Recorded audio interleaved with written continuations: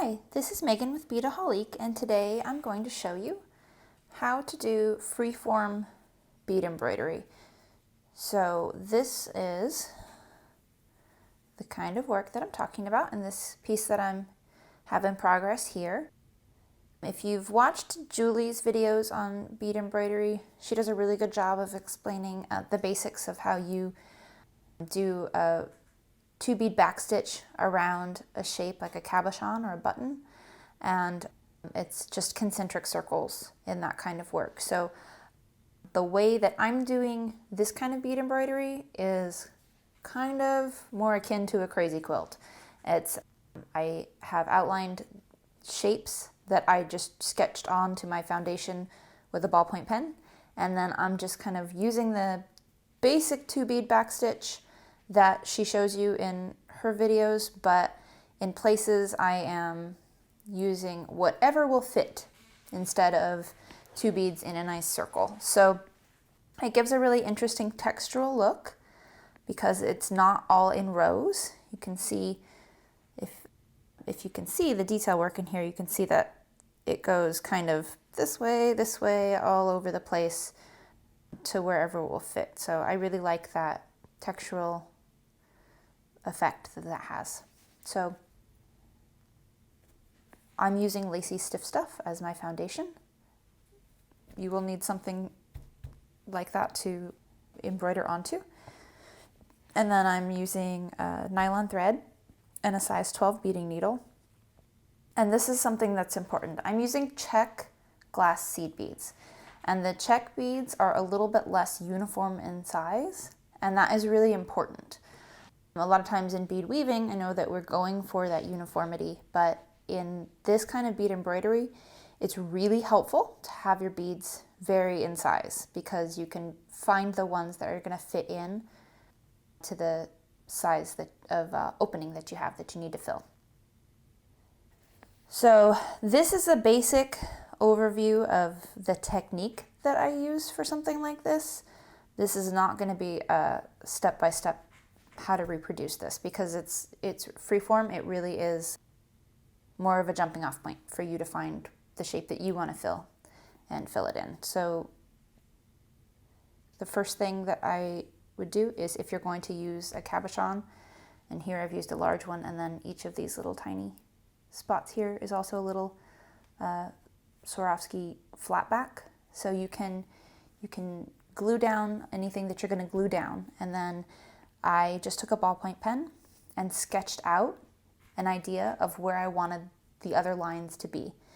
So I'm going to start, for the purposes of showing you, with just a little sketched out shape on my Lacy Stiff Stuff. So take a piece of nylon thread and you're going to thread it into a size 12 beading needle. Use about as much as you can comfortably work with at a time. And you're going to just put a knot at the end of your thread. And then you're going to come up from the back side of your foundation to the front and just pick a place to start.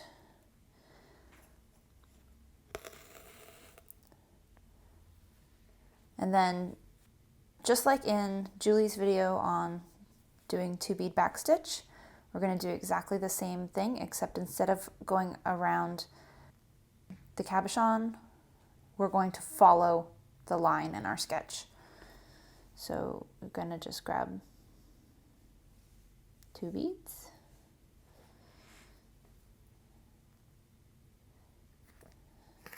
And if you haven't done bead embroidery, I highly suggest that you watch Julie's videos on that before you try this, because I am not going to go into as much detail about those basics as she does in her videos. Oops.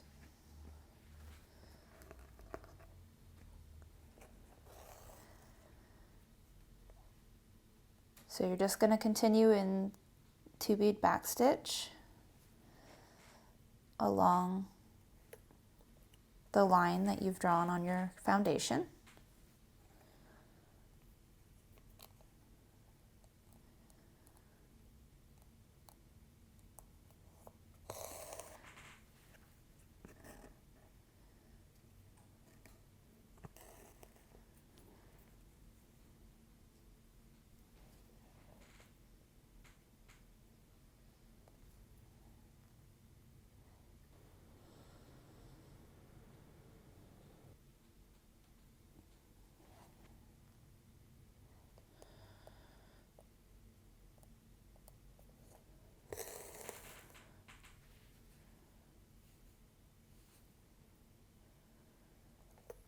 Okay, so you're just going to keep going just like that around your whole shape, the whole section that you want in this color to be filled in.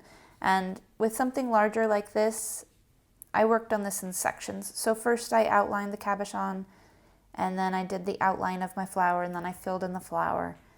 And then I went through and I did all the lines for my swirls here, and then I worked out from there. As you can see here, I'm working out from there. So the first step is going to be to outline the initial shape in a basic line of backstitch.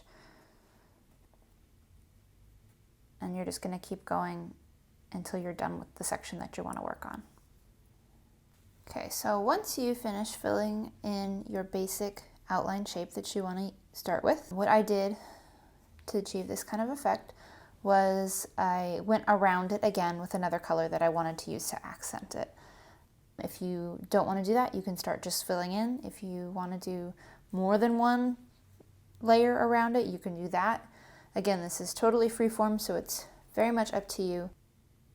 What I'm going to do is use another color now to go in and just fill in. So to start with, I'm going to, just like you would around a cabochon, I'm going to just outline this again. I'm going to work in just a small part in here so that I can show you more quickly how you would do it, but probably if I was going to do the whole piece, I would just take my next color and go around the edges, around the outline, over and over again, or once, and then fill in a linear pattern, whichever way you want to do it. But I'm going to work from the same point that I ended at, so I'm not going to break my thread. I'm just going to keep going with it. And I'm going to just come out next to my row of beads here and continue with a 2-bead backstitch right next to that. And if you, as you do these irregular shapes, if you run across the problem that your beads are not quite filling in all the gaps, this is where this kind of bead embroidery is different, is that you're going to end up placing beads of different sizes in wherever you need to. So you can see as I'm going along, because this is such a tight curve here, it's leaving a little gap right there between this row and this line here. So what I'm going to do is actually put my needle along the edge there, and then I'm going to look for a slightly more narrow bead in this green color to try to fill that in. So here's one that's nice and narrow. Again, that's why you want the less consistent beads. You want to use like a check seed bead instead of like a Delica. So you can see I've just filled in that little spot.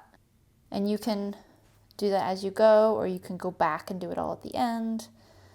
I like to just, if I see a spot that I know is going to need it, go ahead and get it done right away. And I'm going to go ahead and just fill up this whole section with a second layer. Okay, so as you come around and outline this shape again, you're going to come to places as you work that have all kinds of little corners and crevices. And you can see in a larger example of this type of bead embroidery that as you fill in, you might go around once and then start working up and down this way or across. And as you do that, you're going to come to a lot of spaces that look like this or some other variation of this, where you don't want to just keep going with both rows because you're going to run out of space. And working in this fashion, where it ends up with this kind of texture to it, all that is totally free-formed. When I get to a space that's tight like that, all I do is kind of play Tetris with the beads. I'm just going to figure out how to fit beads in there so that they fill up that space nicely without crowding and without leaving a lot of empty foundation space showing. So that will involve using different sizes of the beads.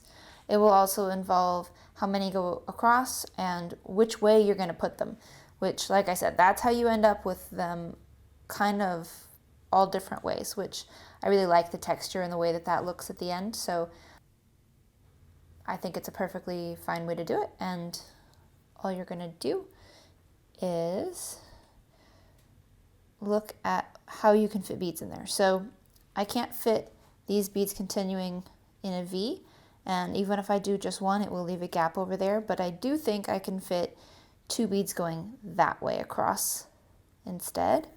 So I'm just going to fit them in the way that I think that they'll work. And I want to make sure I don't choose really wide beads or else they won't fit.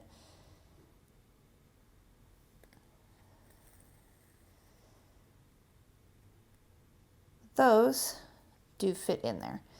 And then I have this little teeny spot left right there, and I'm just going to put one more bead going kind of this way as across the bead. So I'm going to put my thread across that way. You just want to look and see at the shape you have to fill, and then find a bead that you think will fill it. It's a lot like doing a puzzle.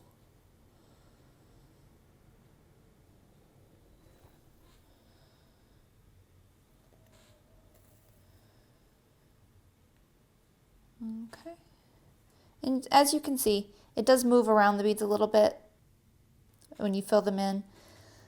So just try to move them back to where you had them and keep your shapes true to how you wanted your shapes. And that's also another reason to just try to find ones that will fit the best that you can find, because that will keep your shapes from getting really distorted. But if you can see there, I filled in that little pointed spot in there pretty well. It moved the shape out a little bit, and that's gonna happen. So you can kind of expect it. It is, like I said, it is a freeform look, and it is going to give it that kind of crazy quilt texture and pattern. So you can expect it to do that a little bit. But from here, all you would do is decide if you want to stay with this color or to choose a different bead. And you can go around again in another row, or you could start working across like this if you want it to look like that. It's really up to you and your creativity and how you want it to look in the end, but this is the basic technique for achieving this kind of a look.